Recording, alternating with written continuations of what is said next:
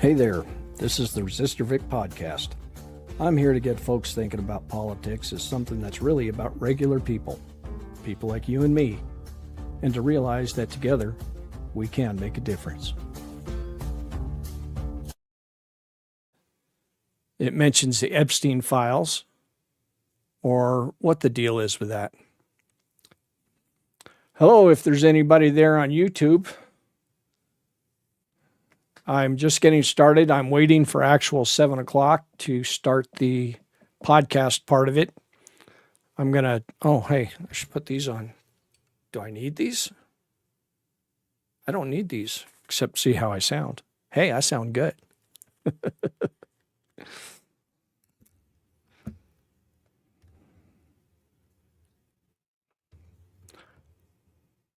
I did not know that, Lucy. And hello, folks over there on YouTube. I am doing YouTube and TikTok at the same time. Southwest Washington State. I was in Seattle once for some training. That was cool. Got to go down to the fish market. If you guys are ever in Seattle, go to the fish market. It's fun. It's famous too, apparently. Oregon. Hi, Stephanie. Is that Marquez? I hope I'm saying that right.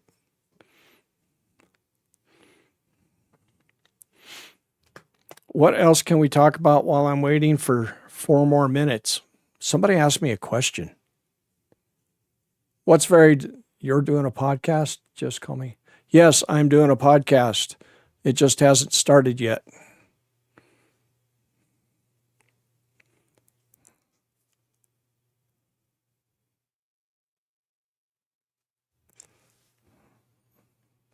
Let's see, Washington State. Hey, this is hard to take care of too at the same time. Dingman's Ferry, PA. Hi, Stu. You said you'd be here, and here you are. You missed the part where I was talking up Scotland. Arizona CD7. Is that, I can't pronounce that last name, where she just won the primary?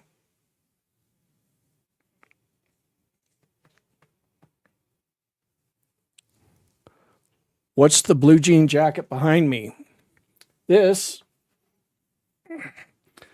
So there's these folks over in the UK who do auctions of Ukrainian patches. These are all military unit patches from Ukraine. And I've got some more on my kitchen table that I need to figure out how to get on here.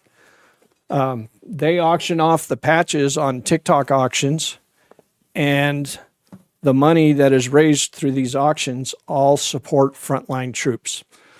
It might be to replace a vehicle. It might be hats and gloves and stuff in the winter, first aid kits, anything that the frontline troops need. That's where the money for those patches go. And I'm very proud to have all them patches. Comey's comment, the one where he said, let's go to trial, loved it. And I'm going to talk about the Comey thing here in a minute. Put the patches on the sleeves. Yeah, I'm thinking about that. I'm going to have to, because I flat out don't have enough room left.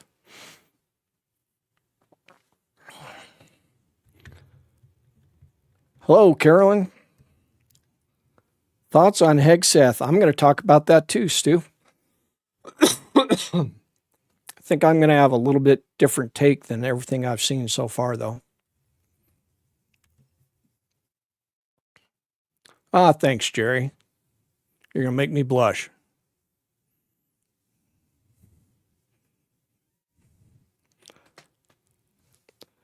So, I've got a duster. Hey, that's an idea. I've had that duster since it was my 25th birthday present. Holy crap, that was a long time ago. I could put it on the duster. I don't know, though. I'll have to ponder on that one. Yes, I am a Colorado native, born and raised. Well, for the first 12 years of my life, I lived with my mom, and she was somewhat of a gypsy. I lived in Texas, New York, California, Texas, California, Texas, here, back and forth. I went to one high school, two middle schools, and in between, I had 13 school changes altogether. So, all right, it's close enough to 7 o'clock. I'm going to start. I'm Vic Myers. Welcome to the Resistance. And welcome to the Resistor Vic Podcast. First thing I want to do is respond to Samantha's emails. Samantha, you sent me a video about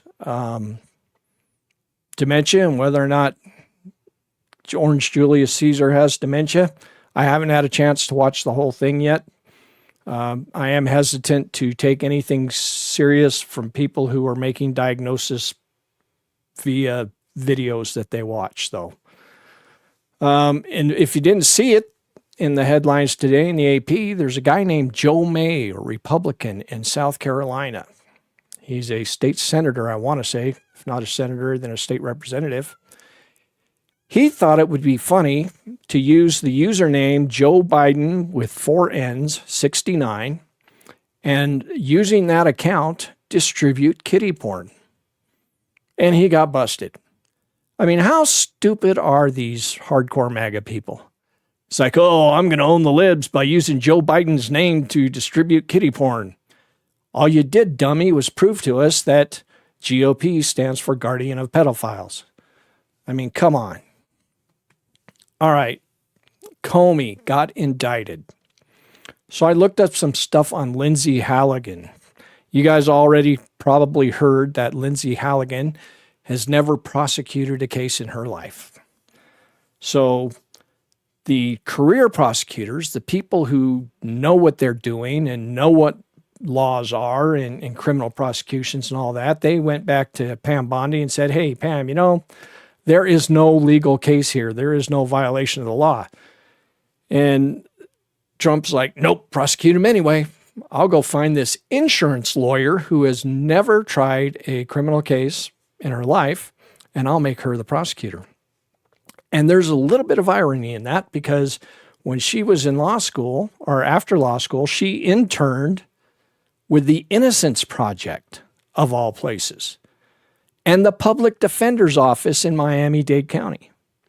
I mean, the irony there is just way too much. And she went to the University of Miami. So I was thinking about that between her and Marjorie Taylor Greene. My grandkids are a long way from college, but when they get to the age of picking a college, I'm going to tell them, do not go to University of Miami, do not go to University of Georgia, because look at how stupid their graduates are. I mean, you think those colleges are embarrassed by their graduates going out there and being such blatant idiots? Sometimes it makes me wonder. But back to Comey. I got 2 points to make on this. Where is Congress? I did some searching. 5 Democrats have come out with statements about this. 5. Out of all of the members of the House and members in the Senate, 5 people in the Democratic Party have come out and said anything. 2 Republicans, but both of their statements were more or less, if not outright endorsing it, trying to justify it. So my question is, where is Congress? I mean, this isn't just a simple, silly act by a president. It's not him going out and calling somebody's name or somebody names. It's the president of the United States using his power to use the full force of the federal government to try and throw his what he perceives as a political enemy in prison. That's some third world dictator bullshit right there. And Congress is silent. So here's what I have to say. Your members of Congress, my congressman is Jeff Hurd, slimy Republican guy. My 2 senators are Ben Campbell, he died a long time ago. Michael Bennett, and John Hickenlooper. None of you guys have any business being members of Congress. I mean, Hickenlooper's running for re-election. He's 73 years old. Maybe he's just senile and forgot about the Constitution. I don't know. We haven't heard from him since his last campaign, and now he wants to be reelected. And he's got the Colorado State Democrats shilling for him. That's another video for another day. But none of these people belong in Congress. So reach out to your members of Congress, whether they're Republicans or Democrats, and ask them the simple question: why have you not spoken out against James Comey's prosecution? So that's all I got to say about that one. Now, Hegseth. Hegseth is calling all of the flag officers to a meeting. There's somewhere in the neighborhood of 800 flag officers. That's generals and admirals. And the 800 number, it fluctuates. Any given day, somebody retiring, somebody getting confirmed. And flag officers, the difference between an enlisted man and an officer is an officer takes an oath to the Constitution. A enlisted man or woman takes an oath to follow the directions of the commander-in-chief, right? And I saw a video by Texas Paul, who I generally think does some really good content. I hate it when he goes after people who go after the Democratic Party because we're fed up with our feckless Democratic Party. But generally speaking, I like Texas Paul's videos. But the one he did on Hegseth calling all of the flag officers in his words, he said that Hegseth is getting ready to decapitate the military. And I'm sorry, Texas Paul, but you owe all of those generals and admirals an apology. See, I have a lot more faith in the military leadership than apparently he and so many other people do. We don't know what Hegseth is going to do when he gets them all in the room. He might just give them a rah-rah speech. Unlikely, of course. He might, I saw one thing that said he's planning on giving them a speech about unity and all this other crap. He might ask them to take loyalty pledges. Who knows? He might be setting the ground to tell them what kind of nefarious plans Trump has for the country about using the military inland. We don't know because he won't tell anybody. But whatever it is, if it's anything that is unconstitutional, I have full faith that our generals and our admirals are going to tell him no. We're not going to do that. We are not going to violate the Constitution. Think about that speech that General Milley gave a few years ago. That's the quality of most of our generals and admirals. So I'm not going to be concerned about that meeting until I have a reason to be concerned. And like I say, Texas Paul, you owe our generals and admirals an apology. All right, but the main thing we came to talk about is the shutdown. What's going to happen? Well, it's almost guaranteed that it's going to shut down, that the government's going to shut down because A, Trump will not talk to the Democrats. B, the Republicans in the Senate will not talk to the Democrats. C, Mike Johnson, Speaker of the House, has canceled all work for Monday and Tuesday, the last 2 days of the month, which is when they would be voting on any compromise. So the writing's on the wall, the government's going to shut down. Another reason why I think the Democrats can't come along and say, Schumer can't say, you know what, we just really don't want this to happen. So I'm going to cave in at the last second like he did last time. I think he would get tarred and feathered and ran out of town. That's the only reason why he shouldn't be caving this time. On the other hand, you may have noticed, I certainly noticed on a few different podcasts, the consultant class is out there working really, really hard to convince us that the Democrats would be in a bad position to shut down the government, that it would be wrong, it would be politically suicidal for them to shut down the government. And I think it's just the opposite myself. I think that if if the Democrats fail to stand their ground, to take a stand finally on something, no matter how small, if they fail to do this, then any chance of a coalition in the next election is going to be just thrown right out the window. Another reason why it might not actually happen at the last minute is because Wall Street doesn't want it to happen. And who does Congress answer to before they answer to us? They answer to Wall Street. I personally think we need to shut it down. I think that when you look at what's going on with this country, and I did a video about this the other day, when you look at what this administration is doing and the inability of seemingly anybody, including the courts, to stop them from what they're doing, I think the only tool we have right now to at least slow down the Trump administration and all the crazy shit they're doing, the way they're violating the Constitution seemingly day after day, the only tool that we have is to shut down the government, take away their funds, their ability to finance the things that they're doing. It's not going to make things worse. I mean, the first obvious question, and this came up in some of the comments, what about all the workers that are going to be laid off? Well, they're already doing it. Michaela she's a national forest worker, national parks worker, up here in Colorado somewhere. I watch her videos all the time. She posted, I want to say yesterday, but it might have been this morning, that she got a phone call saying, hey, you're fired. And she's going to live with her parents until she can figure out what to do, her and her dog.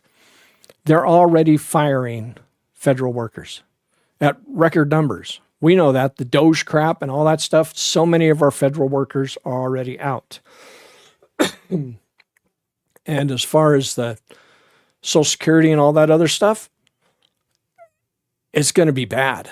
I mean, there's no question it's going to be bad.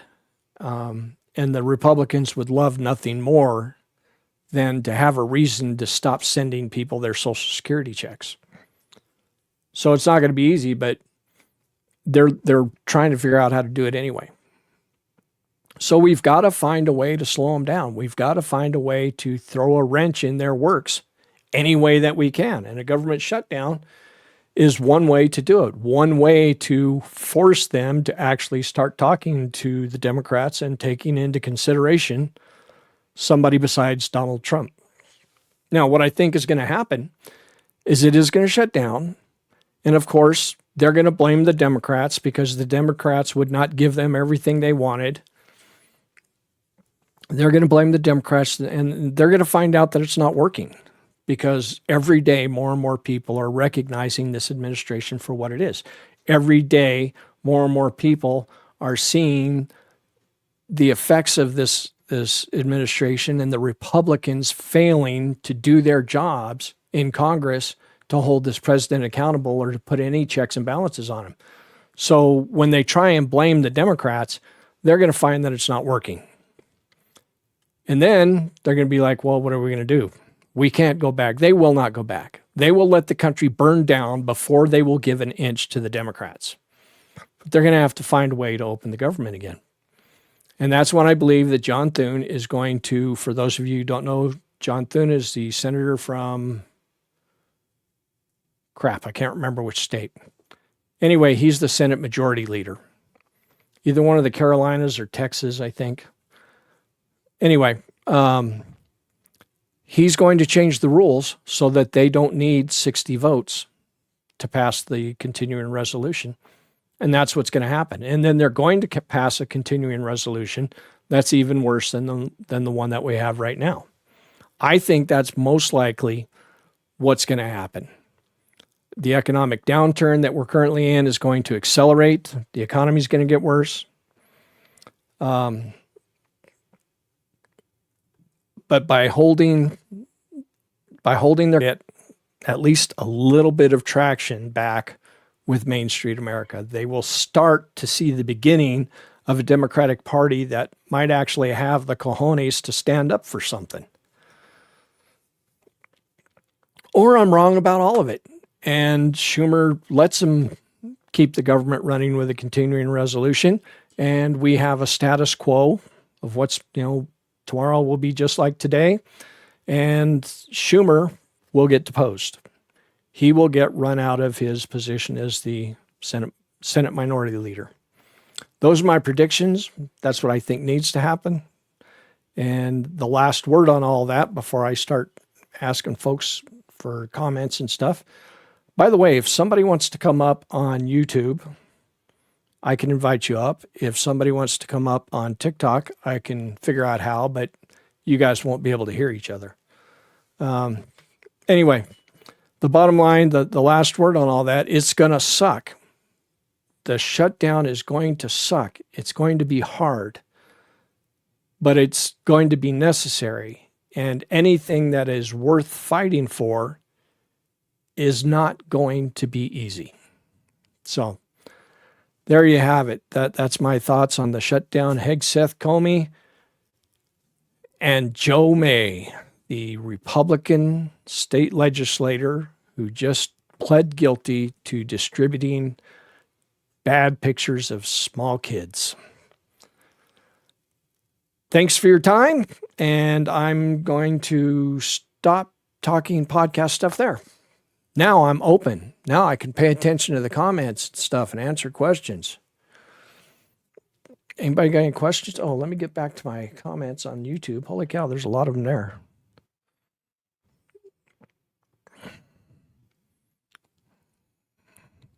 Okay.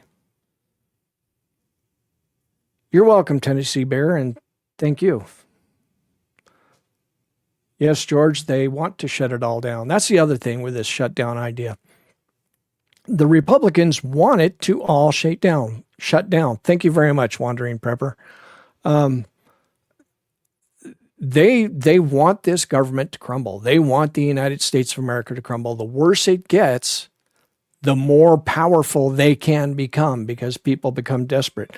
The key for you and for me, you and me, the key is we have to not let the Thune of South Dakota, thank you for that. We have to not let them keep us divided. We've got to start looking up at the people standing on our necks instead of fighting with the people next to us. For instance, all the comments about the farmers who are getting royally screwed right now. So many people coming out with videos. Haha, you're getting what you asked for. You voted for that. Well, some of them, yeah. But there's a shit ton of farmers who did not vote for Trump.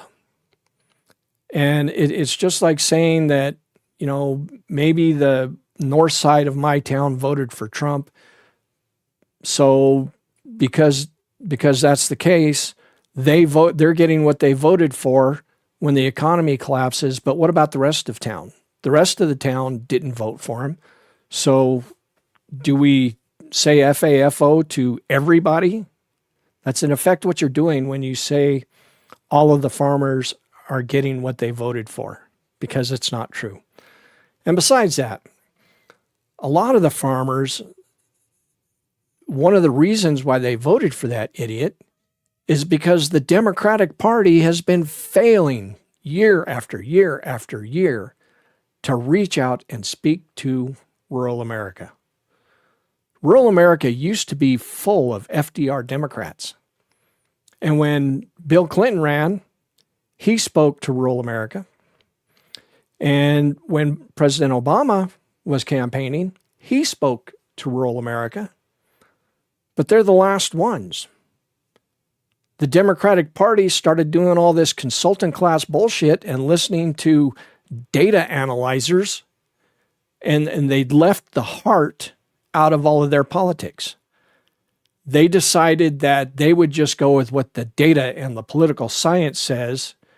And for the record, my degree's in mathematics. I understand statistics, probability, and all that stuff. I get graphs. I get data analysis and all of that stuff. But you can't run politics based simply on data. You have to have some heart in the game. You have to care. And you have to care enough to go out and talk to people. And the Democratic Party stopped doing that. My dinosaur Democrat Senator, John Hickenlooper, 73 years old, popped back up on the scene about 2 months ago. You know why? because he wants to run for re-election. You know where he was for the 5 years previous to that? AWOL. No one's seen hide nor hair of him. But now he's back. Now he just gave the state Democratic Party $100,000. Whether it came out of his pocket or somebody else's, he gave them $100,000. And my state party chair, Shad Murabe, who just recently sent out admonitions to county officer level, all the officers in the party statewide, said, you got to be careful. You can't be playing favorites. We have to maintain neutrality. Those are the rules. And he propagated this big thank you and advertisement for Hickenlooper for that $100,000, violating his own edict to stay neutral.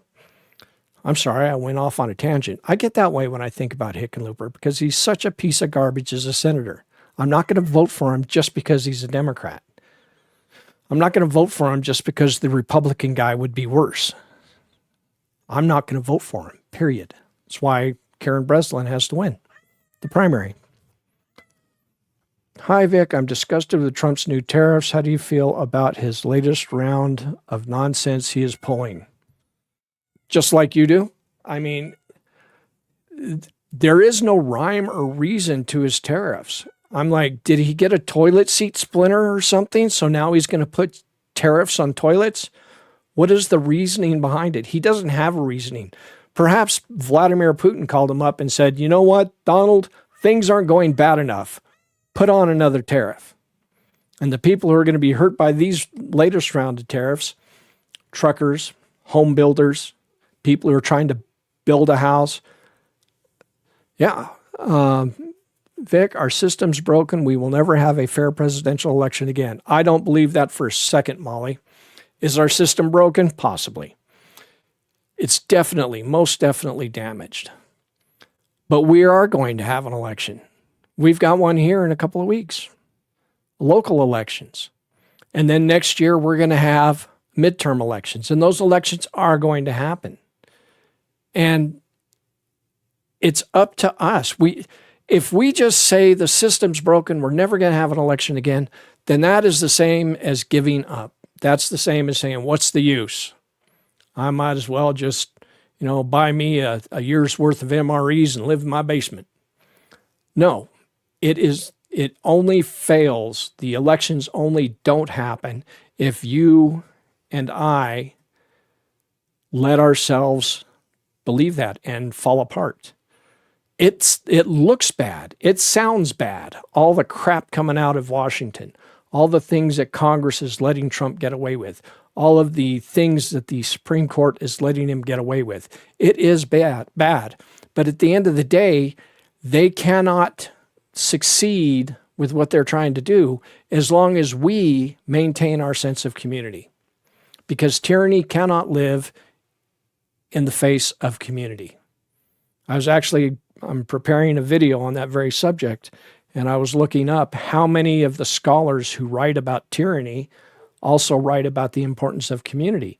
And you know what? Every scholar that I find talks about the importance of community.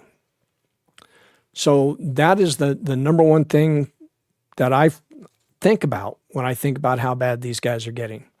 And I think about people like Carmen B. Not in Idaho and her Unity Harbor project, that she is building community, and she's building it all across this country. And she's doing it in a nonprofit. Excuse me. She is not letting the tyranny get to her. She's fighting back. Last week, I had Marta Levchenko from Miso Dobra, the largest orphanage in Ukraine. She is not letting the war in Ukraine stop her from maintaining the community that she's built for the orphans and for the women who have no place to go in Ukraine. There are so many people across this country building community. And if you all go to, I know, I rail against the Democratic Party all the time. Go and take over your local Democratic Party. Go to the meetings, show up in force. Some of them have good leadership. Some of them don't. Some of them are just going along with what the state party says, and the state party's going along with, thanks, Stu. Some of them the state parties are going along with the national party, who are going along with Wall Street. But we can change it from the ground up. We can build the Democratic Party community, and we can bring in independents and disaffected Republicans, and we can make it a Main Street party again if people will do it. But we can't just say that there's not going to be an election. It may be true that Trump is trying to figure out how to keep us from having an election, but the fact is the Constitution gives the authority to hold elections to the states, and the states propagate that authority out to the counties. There are, I did the count once, 3,533 or something like that, 3,600, I don't remember how many, different county elections every other November. And to say that you can just go in and stop all of those elections, that's not going to happen. Vic, thoughts on Russia violating Polish and Estonia airspace and the Polish UN representative's response? Interested in your perspective as a vet. I did a video on November 6th when I woke up, and when I went to bed, I had a feeling that Trump was going to win, and I woke up and confirmed it, and I did a video, and I talked about how my biggest fear with this election result wasn't for us, but for Ukraine and for all of Europe by extension, and then us by extension, because Putin is, the guy doesn't have the resources to fight a ground war that he's trying to start. And that's what he's trying to do. He's probing Poland and Lithuania and Estonia. He's probing all those countries. Not coincidentally, right after Donald Trump said they were going to stop providing material support to those countries. He's probing them to see what the responses are going to be. And if he thinks that he can expand his ground war into those other countries, and Belarus will help him, and I think Hungary will turn their backs on NATO and side with Russia. I think that's what his plan is, because he's getting old too. And before he kicks the bucket, he wants to reconstitute the USSR. But it's not going to happen. But I do worry that Donald Trump would assist him before he would stand up to him. I think that folks in Europe, if I were you, I would not spend a dime in the United States of America. I would save all of your time, your energy, and your money and spend it in your own countries, keep your own countries as strong as possible, and support Ukraine, because the sooner Ukraine gets enough support to finally defeat Russia, the sooner we'll shut Putin down, because it's getting bad in Russia. Their economy's going to hell. 20% of their gas stations are running out of gas because, 20% of their oil refining capacity has been crippled by Ukraine. It's hurting them, and they're feeling the effects. But as a vet, if I woke up tomorrow and found out that we were sending troops to Ukraine to help, I would be glad for it.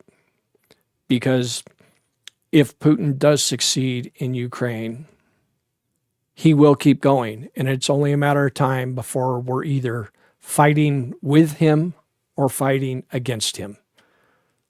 So as a veteran, I would much rather us continue to support Ukraine and see them defeat Putin so that we don't have to. Thanks, Melodic. I try to be.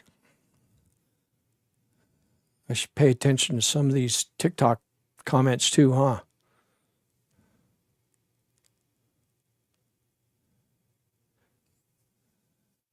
Yes, if you've got a passport, renew it before they stop letting you renew it. Invite Ghost Johnny to join live as a guest. Who is Ghost Johnny?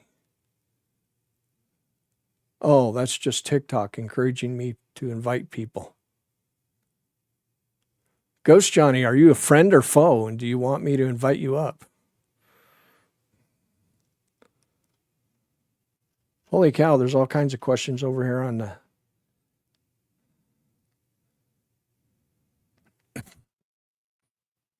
Hey, there's good conversation going on over here on TikTok or on YouTube, and I'm missing it. This is tough doing 2 different streaming services at once. Maybe I need to try one at a time. What do you think? Hi, Gen X.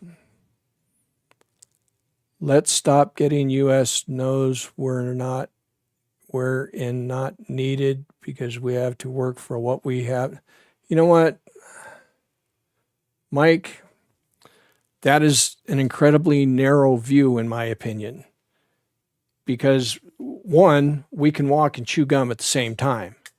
2, that was the campaign promise of Donald Trump, right? Let's not give our resources to them damn foreigners. But what's he doing? In case you're not aware, the video that I put up on TikTok today that is being incredibly suppressed, over 10,000 views on YouTube and under 500 on TikTok. And it talks about how the American farmers are being severely screwed right now and how Donald Trump campaigned on America first. But what many people don't know is Donald Trump is currently, his administration is putting together a multi-billion dollar package to bail out Argentina. You know why Argentina needs bailed out? Because their president has totally screwed their economy the same way that Trump is screwing ours, only he's doing a much worse job of it. And they cut back their export tax on soybeans to make them more affordable to the world. So China is buying up all of Argentina's soybeans. You know where they used to buy them? They used to buy them from us. But there is not a single order of soybeans for American farmers. Every soybean farmer in America is looking at his crop and wondering where it's going to go because they can't sell them. And meanwhile, Argentina sold 20 cargo ships. That's millions of tons and billions of dollars that could have been American farmer income. But we're not getting it. And that by releasing or reducing their export taxes, then that means the Argentinian government is going to be starved of that money they would have normally collected. But Donald Trump and his administration is putting together billions of dollars of American taxpayer money and credit to prop up Argentina. We can't help our farmers, but we can help Argentina. And you know why? Because President Milei of Argentina is a little Trump mini-me. He runs around saying the same kind of crap that Trump says, talking about how he's the champion of the working class and the enemy of the elite and all that nonsense. He spews the same kind of hate against foreigners and things like that. He emulates Trump. So Trump will do anything for him because Trump's decision process is, does that person like me? Does that person praise me? Will that person kiss my ass? If the answer to those 3 questions is yes, then Trump will do whatever they want him to do. But he will not do anything for America. It is America last with Donald Trump. And it's Trump first, not America first. So, Mike, it's not about us getting our nose where it's not needed. And the final word on that, if Putin wins in Ukraine, we're going to be in it whether we want to or not. That's just the way the world works. You guys got me going there. Holy cow. Lots of questions over here. I encourage anyone watching to remember that a lot of what we are hearing about is smoke and mirrors. Remember to prepare yourself and your family now. I'm not sure how to take that, Wandering Prepper. Oh, I know where you're going. Yeah, I mean, I own firearms, and I've lately been thinking about investing in the things that go in firearms so that I can hunt antelope out on the plains, go up in the mountains, get me a deer when I need to. I mean, hey, we're getting rid of all of the game rangers, right?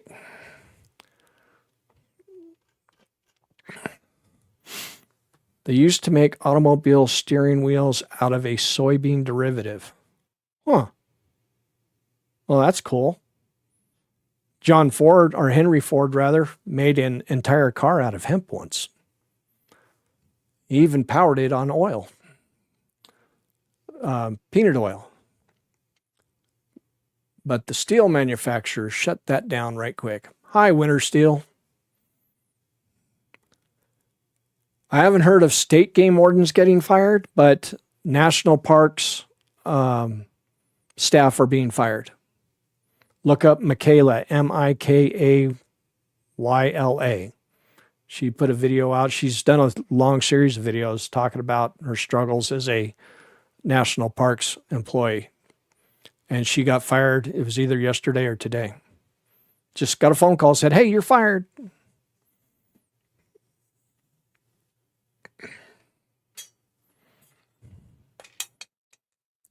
What else? Pete Hoekstra needs to stay in the USA and stop embarrassing us with his verbal diarrhea up in Canada. I'm sorry, but embarrassing us with verbal diarrhea is kind of like a Trump administration prerequisite. I think pretty sure it's in the interview. Can you embarrass us? You're hired.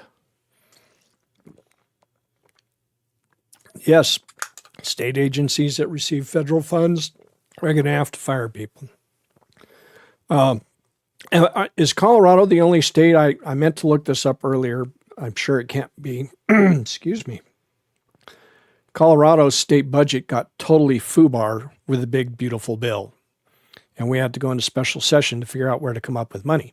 Now, to be fair, it was going to be FUBAR the next year because we have this stupid thing called Tabor. But talk a bit about your doggos for a moment. Yes. You know, I'm glad you brought that up because there's something I've been wanting to say to some folks. So once upon a time, I had no dogs.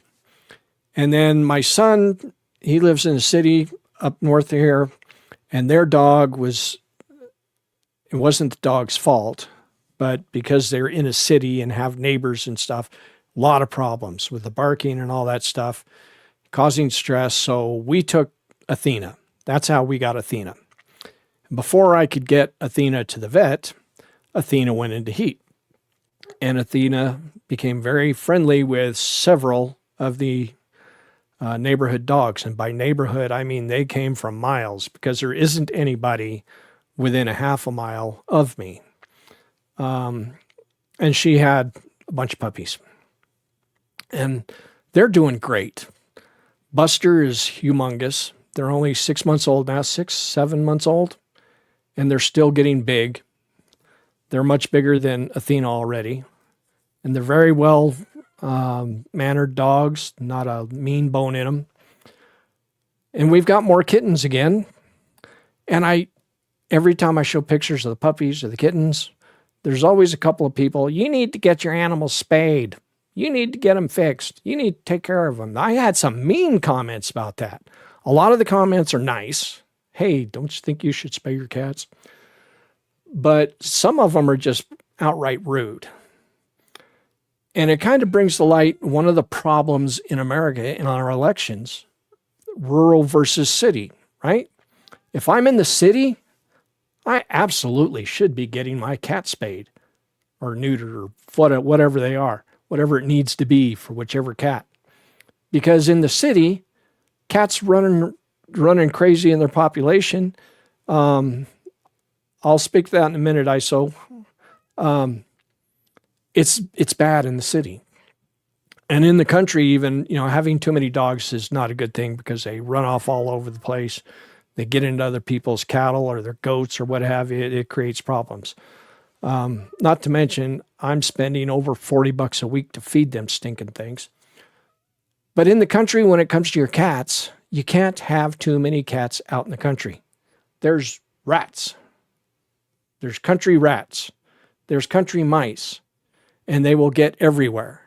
So please, if you're in the city and you see somebody with kittens and puppies, don't jump to the conclusion that it's wrong for them to not get their cats spayed and such. Isolator, you were asking me about, what was it, the Comey thing? Oh, Hegseth. I talked about this before we went, or at the very beginning. Yeah, Hegseth is calling all the top military brass to Virginia, and I'm not worried about it. My guess is that he's going to try and get some kind of loyalty pledge. And my faith in our military leaders who pledge an oath to the Constitution, there may be a few of them who are ready to jump up and say, yes, Trump, I want to be your boy. Make me a 5-star general. There might be a couple of yahoos like that. But by and large, most of our generals are not going to do that, generals and admirals. Somewhere around half of them have either fought in combat or led troops in combat or been there sending troops into combat. And that's a very serious thing when you hold those lives in your hands and you have to write those letters home. It makes you committed to the men and women who work under you. It makes you committed to the oath that you took. It makes you committed to the Constitution even more, not less. So if Pete Hegseth thinks he's going to bring all these generals and admirals into a room and say, sign this loyalty pledge, I think he's in for a rude awakening. I don't think I'm wrong about it too. And until I see something that proves me wrong, that's what I strongly believe would happen. Hickenlooper sounds like a kind of breakfast cereal. Yeah. Dude got rich doing microbreweries. He came down here when he was governor, and we were having some really hard economic times. And his big suggestion for us to revitalize our town was to open a microbrew. That was his suggestion. He's like, did you see over there in Durango where they made a whole city block a microbrew and now the town's doing great? That's what you should do here. That was his only suggestion. He's a clown.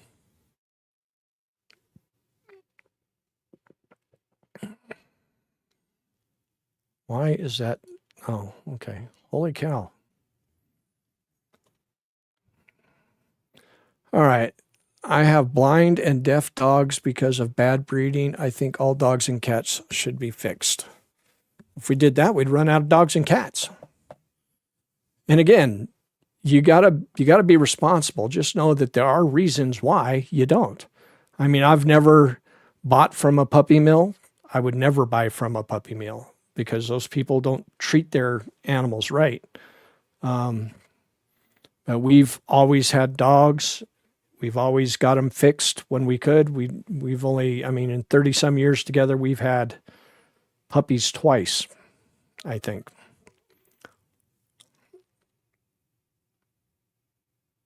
Your dog, get it spayed. Well, Craig, I did get them fixed. Just don't judge people because they don't have them fixed. You don't know what their situation is. You know what really drives me nuts about shelters these days? The best dog we ever had was Lady. We got her at a shelter when Kelly and I first got together. She was a Chesapeake Bay lab mix, the smartest dog I have ever known. She died of cancer many years later. But we got her from the dog pound. It cost us like $5. Now, if you want to go to a pet rescue and rescue a dog, it costs over $100. It's like, I get that you need to fund your place, but $100? What if I don't have $100, but I want to save this dog? Why do they do that? Yes, I've got cats running around in here. Stinking felines. You feed them, and they cry because there's one dark spot where they can see the bottom of the bowl.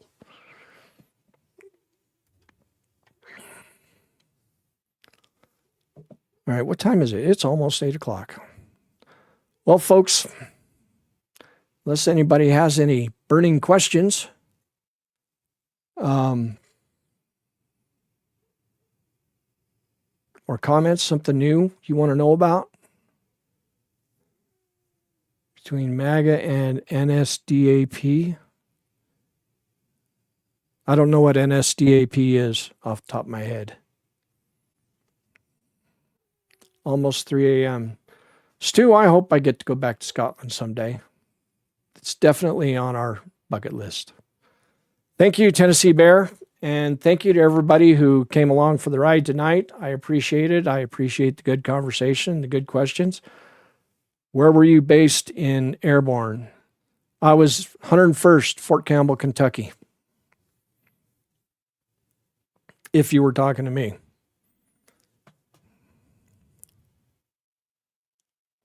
All right, folks. Thank you to everybody, and thanks for making me a part of your day. And we'll see you next week. Good day. Well, folks, looks like we're back at the barn, and it's time to call it a day.